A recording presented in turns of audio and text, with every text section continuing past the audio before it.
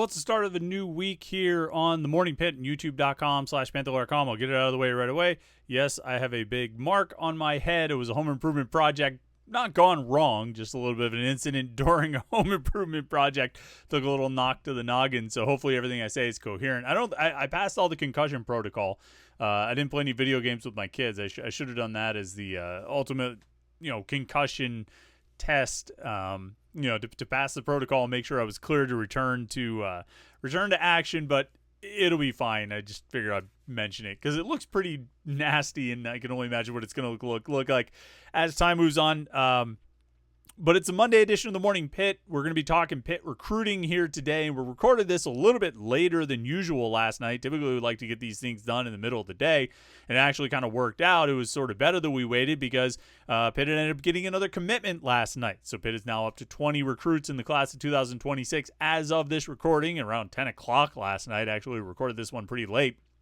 There was still no official announcement or confirmation on who the commitment is, so we'll sort of sit tight with that and just kind of wait for that news to come out, but we'll certainly have lots of coverage on it here today on Panther-Lair.com, and of course we'll talk about it again tomorrow on the Morning Pitt on YouTube.com/Panther-Lair.com. But for today, we're focusing on the offensive side of the ball, what Pitt's got in the recruiting class, kind of what this class looks like on that side of the ball. I know we talked about some of these things last week, some of the different, what the class looks like and what they still need to add. But since it's officially the recruiting dead period, no more visits can happen, coaches and recruits cannot be in the same place at the same time.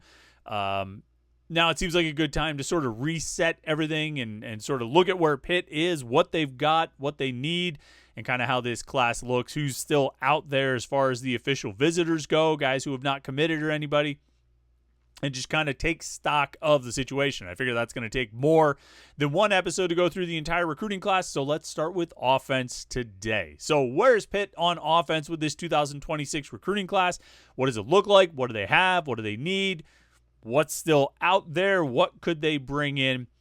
A little bit of everything on the offensive recruiting side here on the Morning Pitt, YouTube.com/Panther-Lair.com.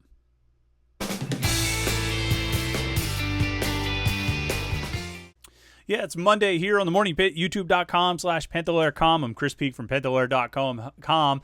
Hope you had a great weekend. Nice hot one out there. Hopefully you stayed well and hydrated. That's what's the most important thing in these hot temperatures, is to make sure you stay hydrated and all of that, or just stay inside with the air conditioning and also stay hydrated. You know what we do at Panther-Lair.com? It's the most comprehensive source of Pitt sports news on the internet, football, basketball, recruiting. You find it all at Panther-Lair.com, and message boards to hang out with other Pitt fans all day, every day. Pitt fans are hanging out on the message boards at Panther-Lair.com, talking about Pitt sports with other Pitt fans. It's a lot of fun. Panther-Lair.com. We give you lots of coverage and content, and you go to the message boards and provide the conversation and interact with other Pitt fans. If you're a Pitt fan, it's the best online community of Pitt fans you're going to find. So go check it out, Panther-Lair.com. It's Pitt site on the 24/7 Sports Network. And then, of course, our YouTube channel right here, YouTube.com/Panther-Lair.com. It's a place to get all the Pitt video content you can possibly handle. We've got our daily Morning Pitt videos like this one, Monday through Friday. We give you a little bit of Pitt sports talk to get your day started. We have our weekly live show that we do every Wednesday night at 8:30 p.m. We've got that this week. I think Jim will be back from vacation, I presume. We hope he'll be back, and he can talk some Pitt sports with us and you. You can jump in the comments, and we can get your comments and questions in the chat. It's a lot of fun. You don't want to miss that. Plus, we have press conferences and post-game shows, interviews, lots of things like that. All right here at YouTube.com/Panther-Lair.com. So if you want to make sure you never miss any of our Pitt video content, like this video and subscribe to YouTube.com/Panther-Lair.com, and then you can turn on notifications so you get an alert sent to your phone every time we go live or we post new videos. You won't miss anything. YouTube.com/Panther-Lair.com. So Pitt's offensive recruiting class, like I say, they've got 20 commitments right now. As of this recording, one commitment has not been announced. So we'll just talk about the not even the 19 that we know about. We're going to keep it even smaller than that and discuss the 12 on offense that we know about. So out of the 19 announced commitments, 12 of them are on offense. 2 quarterbacks, 1 running back, 4 receivers, 4 offensive linemen, and 1 tight end. Now, again, we've talked about this class from some different angles over the past week or so. Like last week, we really dug in on some different spots. The quarterback situation, talked about some of the bigger needs that they have and kind of what they built. And obviously, I wrote about it in the 3-2-1 column on Friday as well. But I thought we could kind of set the table here. So if you're sitting there like, oh, man, there were all these commitments. June was such a wild month. I don't know what's going on. It's hard to keep up with everything. Like this will be your primer on the offensive side of the ball about what Pitt has recruited, what they've got commitments, what commitments they have so far.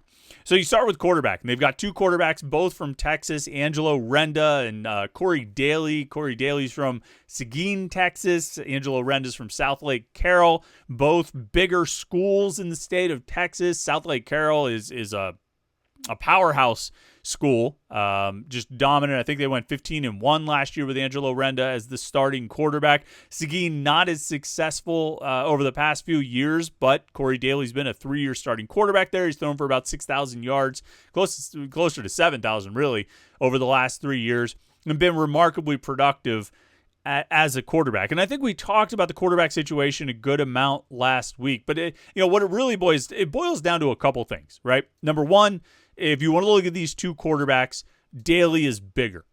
All right. I mean, he's like 6'6". Angelo Renda is more like 6 foot. And that's maybe being a little bit generous. Now, we know that's not, that's not a deal breaker for Cade Bell. He doesn't mind having shorter players at all positions, and I don't think he minds having shorter players at the quarterback position. Mason Heichel's not that big, and he's gotten a ton of positive press since enrolling at Pitt in January. So if you put Corey Daly and Angelo Renda next to each other, you're going to be able to tell which one is which pretty easily. Now, I think as you might expect with the smaller quarterback, Renda is a bit more of a runner. I mean, he throws for a ton of yards. They're in a very prolific passing offense. Riley Dodge is the head coach there, and they throw the ball all over the place, but he can run and produce in that way as well, and he's scored a lot of rushing touchdowns. Corey Daly can move around. Corey Daly's a very good athlete. He's a star baseball player, really good at basketball, averaged like 22-9 at basketball. So he's no statue back there, but he doesn't move around the way that Angelo Renda does. And even his own coach said, he's not necessarily a dual threat type of quarterback, but I mean, I think he can move enough to keep a play alive and make some plays with his feet every now and then, but he's got a big arm and he's a really good passer. And the biggest thing with Daly, where his offer sheet isn't all that strong, he went through a huge growth spurt over the last like 2 years or so and really sprouted and became the 6'6" quarterback that he is now. And so I think there's a possibility that Pitt might have gotten a bit of a steal with Corey Daly because he kind of slid under the radar before he hit that growth spurt. What's going to be interesting, and it'll be one of the most interesting storylines in this class and things we watch between now and December. So that's about 6 months, less than 6 months, 5.5 months until signing day. And I mean, what is signing day anymore anyway, because I don't even think they have letters of intent, but I digress. That's a whole other conversation. One of the most interesting storylines to watch will be whether Pitt can sign both of these quarterbacks, whether they can hold on to both of these quarterbacks. And I think there's a lot of ways that you could end up going from a 2-quarterback class to a 1-quarterback class. You could have one guy decide that he just doesn't want to be part of a 2-quarterback class anymore. And I think that's somewhat less likely as a possibility. Obviously, Corey Daly committed after Angelo Renda was already in the class, so clearly Daly doesn't have an issue with being in a 2-quarterback class. And Angelo Renda committed the same day Daly got his offer and later said in the spring that, he doesn't mind if Pitt takes 2 quarterbacks. He's confident in his abilities and he's not afraid of competition and all that kind of thing. So both guys have said the right thing. Both guys have, said what you would want to hear. If you're trying to sign 2 quarterbacks in the same class, these guys seem to have the right perspective on it. I think what you really are going to be watching out for is if a school in that Big 12 footprint or any Power 4 school really loses their quarterback and decides to make a run at Angelo Renda or Corey Daly, which is entirely possible over the course of the next 6 months. There will be quarterbacks who decommit. There will be recruits who decide not to stick with their commitment and flip to other schools. And it'll create openings, and when those openings are created, schools will start looking. And I think it's inevitable that they're going to look and see that, oh, Pitt has 2 quarterbacks committed from big schools in Texas, and they both look really good. Daly right now is the number 4 quarterback prospect in the state of Texas, and like the 3 guys ahead of him are all like big time prospects, like a 5-star and 2 4-stars. So I mean, he's right on that cusp. That's the second quarterback who committed. Renda is ranked a little bit lower, but he's in a prolific passing offense at a powerhouse school in Texas. So I mean, both of these guys are going to be on the radar. Both of these guys are going to get noticed. And if a school needs a quarterback, I mean, where do you look? You look for potential flip options. And I don't think, it's not, I mean, I think when you see that, oh, there's 2 in this class, that's going to draw, you're going to get in pursuit there. And you're going to say, hey, do you really want to go be part of a 2 quarterback class? Because we need somebody right now. So that's what you're going to be keeping an eye on. All right. You're going to be keeping an eye on when, other schools might make a move for one of these guys. And I'm not guaranteeing that, take your pick. Like SMU, although Renda had an offer from SMU, Texas Tech or Oklahoma State or one of these schools, if they lose their quarterback and they come after these guys, it's not some guarantee that they're going to flip. But I mean, that's the scenario that I think you really have to watch out for, rather than one of these guys just deciding, you know what, I don't want to compete. I don't want to be in that competition. I don't want to be in that 2 quarterback room or the 2 quarterback class anymore. I think you watch out for other schools getting involved. But for now, they're pretty well set with the 2 quarterback class. They seem pretty well set with these guys that they've got. And I think, I think it's a really good class. I think it's a really good group. I think it's a really interesting group of quarterbacks with some pretty high ceilings when you look at the natural abilities and physical abilities. At running back, and this was a position we talked about last week when we were talking about the needs that Pitt has. They've got one commitment. It's Damon Ferguson. I think he's out of Maryland. I'm just checking his ranking really quick. I know he's a 3-star on 24/7, but in the 24/7 composite, 24/7 Sports Composite, which takes the rankings from all around the internet, all the different sites, Rivals and On3 and ESPN and 24/7, and makes a composite ranking out of them. He's a 4-star prospect and a top 30 running back in the nation. Damon Ferguson's a really good running back prospect. I think he was one of the priorities for Pitt at running back, and they landed him on that official visit weekend. I think that was a big score for Pitt. Now, we talked about this last week about remaining needs in the class, and I thought getting another running back would be one of those needs. Even though they signed 3 last year, I felt like running back would be a need to further restock that position. I think if you just play the odds, you sign 3 running backs in one class, chances are after 1 year, you're not going to have all 3 of those guys still on the roster. I could be wrong. I could be completely proven wrong, and I don't know anything about how Saquon Smith or Jalen Brown or who is the other one? Why am I drawing a blank on the other running back they signed?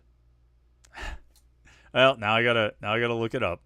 Why Saquon Smith, Jalen Brown, and this is embarrassing. Ja'Kirian Turner, of course. I saw it before it even opened on the page that I was looking at. Ja'Kirian Turner, who enrolled in the spring and had a great spring camp. Like, I don't know how any of them feel about being part of a 3 running back class, but you just figure you play the odds. In a year or 2, you're not going to have all 3 of those guys still on the roster. And so adding a second running back in this 2026 recruiting class makes a lot of sense, I think, because you're going to need those numbers, particularly after they didn't go out and get a transfer this offseason, a young transfer, a freshman, a redshirt freshman, or sophomore this offseason. They didn't go get a transfer.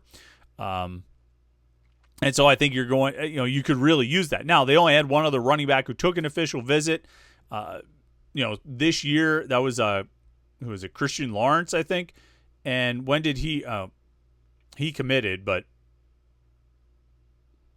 I don't have the right page open to remind myself of where he committed. Wake Forest or something like that. Let me see if I can find it. Christian Law, yeah, Wake Forest. He committed to Wake Forest. He was the other running back that was on the visit. He was a smaller back. Damon Ferguson's a little bit bigger. I still think they could use another running back, but for now, this is where they stand, and they don't really have other guys out there that took official visits. They can make a run at some guys in the fall, but for now, this is where they're at. At wide receiver, you have a pretty interesting situation because they've got 4 commitments in this class. They have 4 wide receivers already committed. Jaden Dunbar, the big guy from Texas. The thing about Dunbar that sticks out, he's the 6'5 wide receiver, whereas the other guys they've got committed, Dylan Wester from Sarasota is a 5'9 wide receiver. Demetrius McCray from Orlando is a 6-foot wide receiver. And what is the other one? Why do I keep having this problem? I'm forgetting names. There's so many guys that they've got committed right now and so many players at different positions. Do they only have 3 receivers? I thought I had written down 4. Let me see. This is Brian Hamilton, of course, who committed from that other official visit weekend from Tampa. He's 5'11". So they've got those 4 committed right now. And that's a lot. That's a lot. Again, after taking 3 receivers in last year's class and bringing in 3 transfers, 2 of which are still on the roster. So they made, 5 additions, ultimately 5 additions this offseason, and now they've got 4 more receivers committed, but they had 4 other wide receivers who took official visits and have not committed anywhere yet. Zach Turner, who I think is committing in the next couple of weeks, his teammate Ason Theus, they both go to Duncanville in Texas. Really prolific passing offense, and those guys are a big part of it. Larry Miles and Jafar Jean Noel also out there. Those guys from that first official visit weekend. I think Miles looks really good. I'm intrigued by Turner and Theus. It's just a question of how many receivers do you really need? And I could see taking, and I think I said this last week on the remaining needs podcast that we did, maybe on Thursday or so, or maybe it was early in the week. I forget. I could see taking 1 more wide receiver just as insurance in case they lose somebody from the class. They have a decommitment or something like that. But otherwise, if you get to signing day and you sign 4 wide receivers, that should be enough. I don't think you really need more than that, particularly when the transfer portal exists as a way to add more talent. Now, all these guys look really good. They're really fast. Jaden Dunbar is really big. And so, there's a lot to like in this class and with the remaining targets, but I just, again, unless you're taking it for insurance, I just don't see a need to take a 5th wide receiver. The 4 guys they've got right now, like I say, Dunbar is big, Dylan Wester and Brian Hamilton, and Demetrius McCray. How could I forget McCray? McCray might be the best one out of all of them, but they're all fast. Dunbar has the size. It's just a really good group of wide receivers that fits with what Cade Bell looks for and what he has built at Pitt, over the last 2 years. The kinds of players that he's been bringing in. On the offensive line, Pitt's got 4 commitments right now. Nick Howard from Texas is a tackle. Dejon Moore from Texas is an interior lineman. Mike Vanderord from Cleveland is an offensive tackle. And then John Curran from Pine Richland is an interior guy. So they got 2 tackles and 2 guards / centers. Curran could possibly play center. That should be good. There's not really anybody else that's sort of lingering out there from the official visits that's still on the board on the offensive line. And so they should be good with those 4 guys. I think that's a good, solid class. I think Moore looks pretty good. I think Howard is really good. I think Mike Vanderord might be the sleeper stud of this class, at least on the offensive line, as a big 6'7" guy who's still still sort of filling out his frame. I think he can be really, really good once he gets to college after a couple of years. Potentially, like I say, I think he might be the highest ceiling of any offensive lineman in this class, and one of the top guys overall in the class in terms of ceiling and potential. I think Mike Vanderord can just be that good. So they should be set on the offensive line. They get somebody who emerges late or somebody else they want to add. I could understand it, but they should be okay with what they've got. And then at tight end, they've got Wyatt Villarreal, a guy who, I think in the ratings industry, we're not really sure what to do with him. We've got him listed as a wide receiver on 24/7. He's 6'5", 230 pounds. I think he's going to be a tight end in college. We need to get his ranking updated. It's more or less what he did in high school. They moved him around a lot in high school. Put him in the slot, put him out wide, line up in line. Like, he was kind of all over the place. I think at Pitt, he'll be a straight tight end, and I think he could be a good pass-catching option. The question is, do they need or want another tight end? They had Javonte Williams also take an official visit to Pitt. He's still out there. One of the guys who's still on the board as an uncommitted official visitor. And I do think they would try to add him. And I think it makes sense because we know Pitt's issues with tight ends. I did a whole podcast on that last week. We know that the numbers are low, that they've got a couple seniors this year and then Malachi Thomas, and that's it. And then Max Hunt, who's a freshman. So bringing in two tight ends from the high school ranks would probably make sense. For now, they've got one in Wyatt Villarreal from Salina, Texas, and he's a good pass catching option. If you can get a pass catching tight end out of the state of Texas and one of these passing offenses they have down there, then he can probably translate and be a pass catcher. And we've seen from Cade Bell's offense, they don't really keep the tight ends in to block much. Gavin Bartholomew blocked very little, was kept in to block very little. He was running pass routes almost all the time. Same with Jake Overman. Same with Malachi Thomas. These guys weren't staying in to help the offensive line. They weren't chipping or things like that. They were getting out and going. And so, the recruiting angle for this staff is looking for those big receivers who can line up as a tight end and maybe get a mismatch against a linebacker or a safety. And Wyatt Villarreal seems like he fits the mold there. So I think Javonte Williams does too. I think they'd like to add another tight end to go along with Villarreal and fill out this class. So if it's me, I would try and get another running back and another tight end and take this group of 12 up to 14 on the offensive side of the ball. But that's just me. I think Pitt, at the very least, and maybe get up to 15 if they add another wide receiver. But we'll see what the staff wants to do with that. Still have to fill out all the defensive spots. And there's a few more, I think, to fill out there, like we talked about last week. Offensively, I think they're pretty close to being where they need and want to be. But, we'll get into the defense tomorrow. Tomorrow will be the day where we break down all the defensive recruits, who they have commitments from and what they need and all that kind of stuff.